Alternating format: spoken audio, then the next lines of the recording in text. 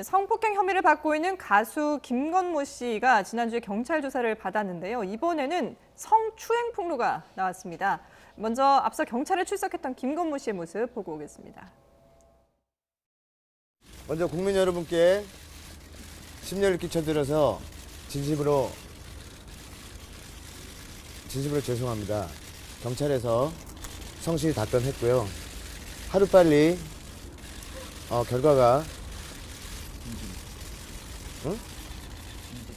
하루빨리 진실이 밝혀졌으면 좋겠습니다.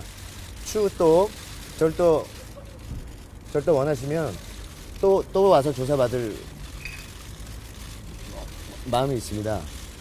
항상 좋은 쪽에 있다가 이런 인터뷰를 하니까 굉장히 많이 떨리네요.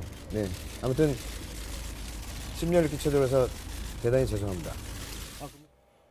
네, 성추행 의혹이 추가로 제기가 됐는데 그 전에 먼저 성폭행 혐의와 관련해서 짚어보자면은 일단 이번에 지금 이제 경찰 조사를 받고 나왔는데 여기서 뭐 CCTV 화면을 비롯해서 이제 반박하는 그런 다수의 자료를 김건모 씨 측에서 제출을 했다고 하죠. 일단은 150만 원짜리 카드 결제 내역을 제출했는데 도우미와 술을 마실 경우에는 더 많은 금액이 청구된다. 즉 도우미를 만나지 않고 매니저와 단둘이 술을 마셨다는 취지로 이 결제 내역을 제출했습니다. 네.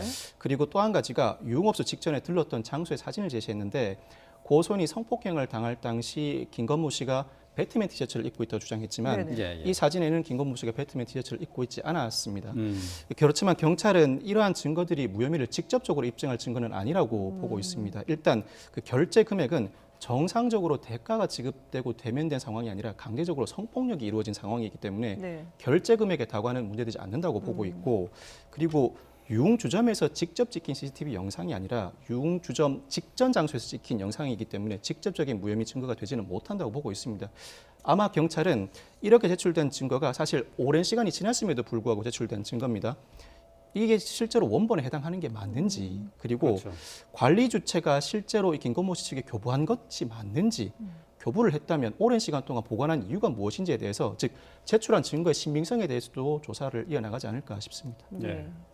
자, 2016년에 있었던 성폭행 의혹과 관련한 조사를 받고 나오는 김건모 씨의 모습을 봤는데, 인터뷰를 하면서 다시 부르면 언제든지 와서 조사를 받겠다고 했는데 다시 조사를 받게 생겼어요. 성추행 혐의가 또다시 불거졌죠. 네, 지금은 이제 후배 가수인 것으로 추정이 됩니다. 뭐 피해자의 신원은 지금 밝혀진 것은 아닌 것으로 보이는데 본인의 이제 SNS에다가 장문에 이제 글을 올렸는데 그 내용이 뭐냐면 이제 그 배트맨 티셔츠가 이제 하나가 아니었던 것 같아요. 여러 장을 찍어가지고 그 이제 배트맨 티셔츠를 뭐 후배들 또는 이제 동료들에게 나누어 줬던 것 같습니다. 그런데 이제 그 배트맨 티셔츠를 받은 이제 후배 여자 가수가 본인의 SNS에다가 올린 글을 보면 그때 그 당시에 꽤 부적절한 행위를 함께 했다. 이런 이제 이야기가 올라오면서 당시에 있었던 일에 대해서 상당히 상세히 진술을 하고 있는데요.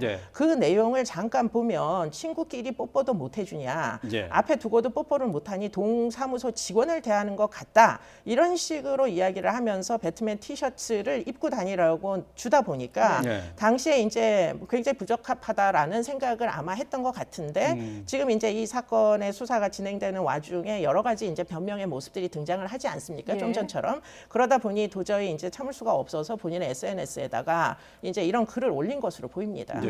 지금 이 성희롱을 고발한 이 여가수 같은 경우에는 지금 이제 배트맨 티셔츠를 그 술자리에서 줘서 그 자리에서 입어보라고 이렇게 했다는 거죠? 네, 그렇습니다. 그러면서 이제 지금과 같이 이렇게 부적절한 언사, 예컨대 성희롱에 해당하는 발언들을 하다 보니까 아마도 이런 이야기를 일종의 이제 피해 발고를 한 거죠. 이렇게 피해 발고를 한 이유는 아마도 지금 피해자가 사실은 일명이 아니지 않습니까? 이미 공소시효가 끝났던 그 전 사건의 폭행 피해자는 뭐 코뼈가 부러지는 사건도 있었고 다 이제 술을 마시던 장소에서 일어났던 사건들입니다. 그러다 보니까 벌써 이렇게 문제 제기를 하는 피해자가 만일 3명이라면 또 다른 피해자가 있을 수도 있어서 지금 계속 피해 발고가 계속될 수도 있는 상황으로 이미 전개된 거 아니냐, 이렇게도 생각해 볼 수 있겠습니다. 이제 김건모 씨와 관련해서는 뭐 자신이 스스로 이제 배트맨 티셔츠를 입기도 하고 지금 이 상황처럼 남에게 이렇게 줘가지고 입어보라고도 이렇게 했다고 하는데, 이 배트맨 티셔츠하고 과연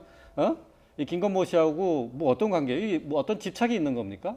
뭐 본인이 굉장히 어떻게 보면 이 영화의 캐릭터에 굉장히 어떻게 보면 좀 동경을 하고 있는 것 같습니다. 사실은 배트맨이라는 그 캐릭터가 굉장히 전지전능한 역할을 하면서 그리고는 또 많은 이제 정의를 실현하는 좋은 의미의 비밀스러운 역할이잖아요. 그러니까 아마도 그런 영웅 심리 같은 것들이 틀림없이 존재하는데 문제는 그와 같은 이제 동경심까지는 좋은데 그것으로 인해서 배트맨 티셔츠를 개인적으로 제작을 해가지고 온 주변 사람들한테 특히 이제 여성들에게 선물을 많이 준 것 같은데 그런 이제 선물을 받은 사람들에게 이렇게 성희롱적인 발언을 많이 했다면 그것 자체가 사실은 굉장히 심각한 문제라고 볼 수 있는 거죠.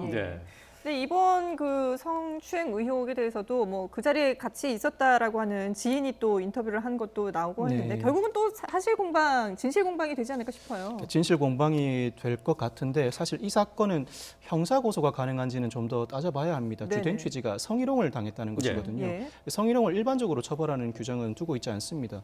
노인, 아동, 장애인의 경우에는 성희롱을 했을 때 처벌하는 규정을 두고 있고 통신 매체를 이용해 음란한 글과 영상을 도달하게 했을 때는 성희롱도 처벌하지만 오프라인에서 대화하는 과정에서 성희롱을 했다고 처벌하는 규정은 두고 있지 않거든요. 다만 이 주장 내용 중에 신체적 접촉이 있었다는 주장도 일부 발견되긴 합니다. 그런데 그 신체적 접촉이 폭력 또는 협박을 수반한다거나 피할 수 없을 만큼 기습적으로 이루어졌다면 강제추행에 해당하죠. 그러면 정식으로 형사고소도 가능한데 이런 상황이다 보니까 형사고소가 가능한 사안인지는 좀 더 따져봐야 되는 상황입니다. 다만 이 사건에 미칠 영향은 분석을 해볼 수가 있겠습니다. 만약 김건모 씨에게 일정한 행동 유형이 반복되고 이 사건과 상당히 유사한 상황이라는 판단을 경찰이 한다면 이 후배 여가수에게 먼저 연락해 당시 상황을 확인해 볼 수 있습니다. 그리고 이 사건의 유의미한 참고 자료가 될 수 있다는 판단이 서게 되면 경찰이 참고인 조사에 나설 가능성도 배제는 못할 것 같습니다. 그러니까 참작 사유로는 볼 수 있다. 그런 말씀이신데 말이죠.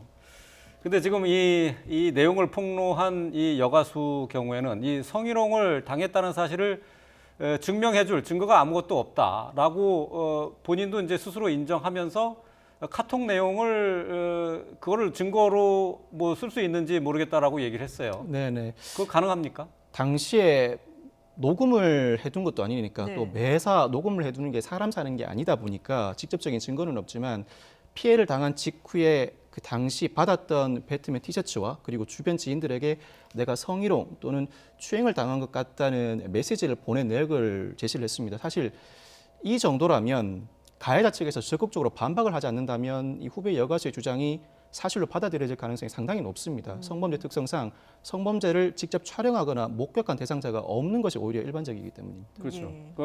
반박하지 않는 이상. 반박하지 않는 이상. 그러니까 반박하면은 충분히 어떻게 될지 모르는 반박한다면 충분히 그 결과가 뒤집어질 수는 있는 거죠. 대부분의 성추행 사건이라는 게 이렇죠. 증거가 뚜렷하게 없는 거잖아요. 성범죄 같은 경우에 심지어는 이제 강간죄라도 지금 물적 증거를 확보하기 어려운 것이 일반적이다 보니까 결국은 피해자 진술이 이제 거의 중요한 증거 중에 하나입니다. 그런데 지금 올린 글을 보면은 피해자 진술이 굉장히 구체적이거든요. 그때 나누었던 대화의 내용 같은 걸 그대로 기억을 하고 있고 더군다나 그때 굉장히 부당한 느낌을 받아가지고 그 배트맨 티셔츠를 한 번도 입지 않았지만 어딘가에 넣어놨다가 그걸 심지어는 찾아가지고 지금 카톡을 올린 내용이다 보니까 뭐 물적 증거라고 보기는 어려우나 이 진술이 신빙성이 떨어지는 진술로는 보이지 않는다는 게 문제입니다. 그렇군요. 자, 김건모 씨에 대한 추가 폭로가 계속해서 이어지고 있는데요. 과연 이 사건 어디로 흘러갈지 저희가 또 계속해서 짚어보도록 하겠습니다. 지금까지 이수정 경기대 범죄심리학과 교수 그리고 박성배 변호사와 함께했습니다. 잘 들었습니다.